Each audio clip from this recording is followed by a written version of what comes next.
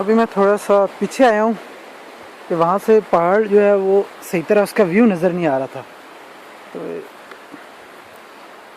ये जब अटक से आप बाग नीलाब आते हैं और उससे आगे घोड़ा मार की तरफ आते हैं, गालबन 15-1 मिनट का रास्ता है। तो घोड़ा मार से पहले पहले मस्जिद एक आती है, उसके साथ ये रास्ता आता है। तो आगे पानी ये काफ़ी दूर तक जा रहा है। थोड़ी छोटी छोटी मछलियाँ भी हैं इधर।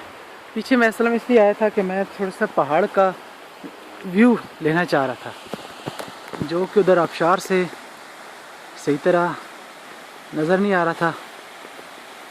ये दरख्तों के दरमियान जो वाइट से आपको नज़र आ रहा है, ये आबशार वाली जगह है।